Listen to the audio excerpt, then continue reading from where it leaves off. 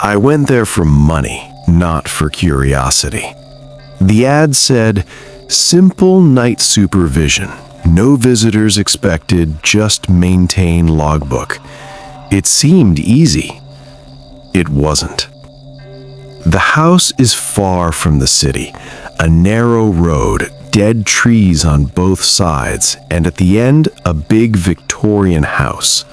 The paint is peeling, windows half broken, porch tilted.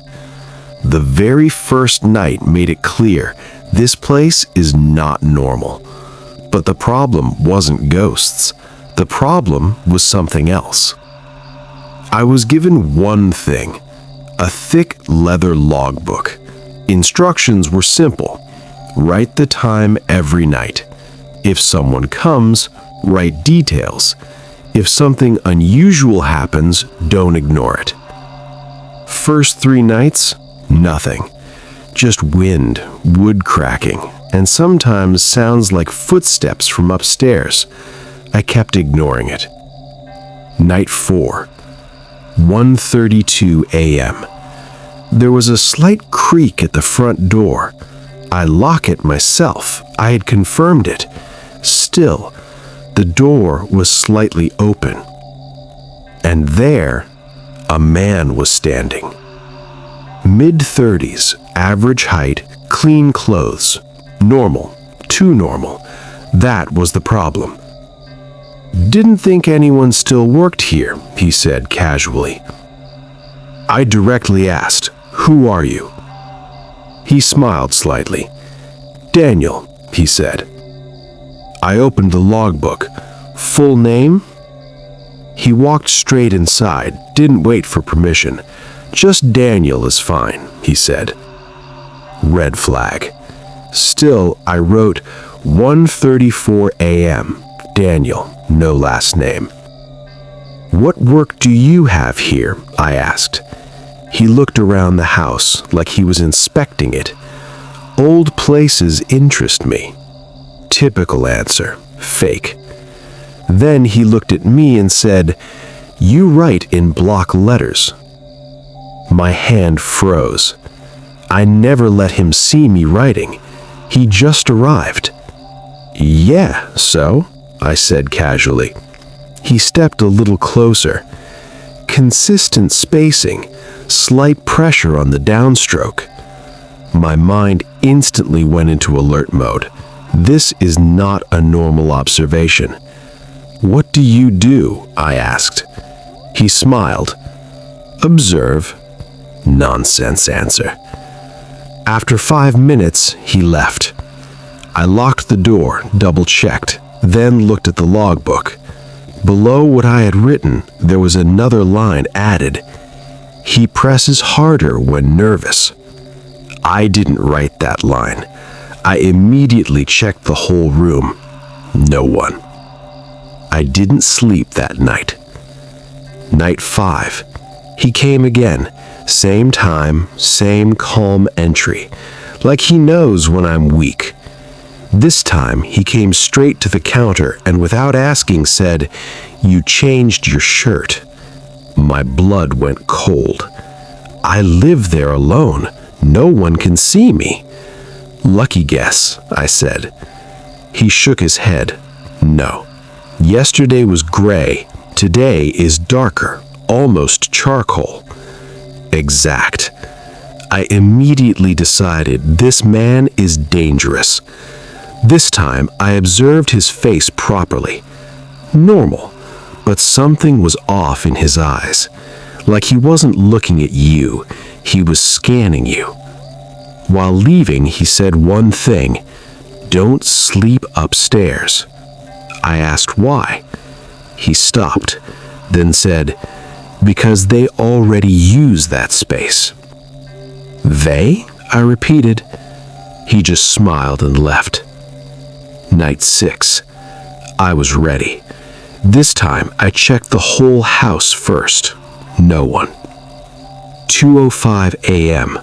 Door open. Daniel inside. This time, he brought something. A small Polaroid camera. My patience ended. "Get out," I said directly. He didn't react, just placed the camera on the counter. "You want proof, right?" he said calmly. "Proof of what?" He leaned slightly and said, "That you're not alone here." I tried to grab him. He easily moved aside, and he took out a photo, slid it on the counter. I picked it up. My hands started shaking. In the photo, it was me. Me, sleeping, in the upstairs room, where I never sleep. I looked straight at him. "When did you take this?"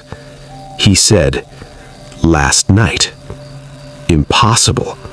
I was downstairs the whole night. "It's fake," I said. He shook his head. "You should check upstairs." Then he left. This time I went straight upstairs. Room 2's door was open. I never use it. Inside, the blanket on the bed was slightly pressed, like someone had slept there. And on the side table, there was another Polaroid. This time, the photo was closer. My face, eyes closed. But there was something else in the background. Behind me, a silhouette, standing. My heart literally dropped. I immediately came downstairs, opened the logbook. A new entry was already written. He finally saw it. That night, I called the police. Next night, they came, hidden position, 2:03 a.m., door open, Daniel inside. This time, the police immediately caught him. No resistance. They took him to the station, checked his car, and what they found was more dangerous than a normal stalker. A thick notebook.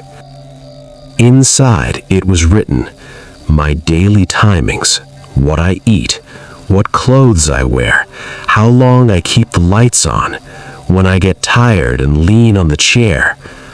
But the worst part, the entries were from before I arrived. Dates 2 weeks old. I wasn't even working there then. Police interrogated him. He simply said, I didn't follow him. Then how do you know all this? The officer asked. He said directly, I wrote what it showed me. Nonsense. They locked him up. Case open. I thought it was over. Wrong. 2 days later, I got a call. Do you want to see the last page of the notebook? The officer asked. I said yes. They sent a photo. On the last page it was written, next subject already inside. And below, a new name. Not mine. Someone else's. That night I went back to that house, just to confirm. The house was silent.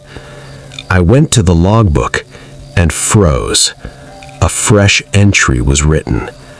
2:11 a.m. Ethan is not alone anymore. I heard a sound from behind.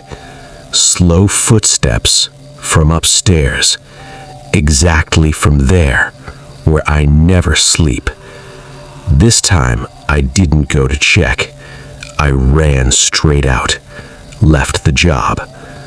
But the problem doesn't end here. After 3 weeks, news came. At the police station, Daniel died. Official report, suicide. But one detail was missing.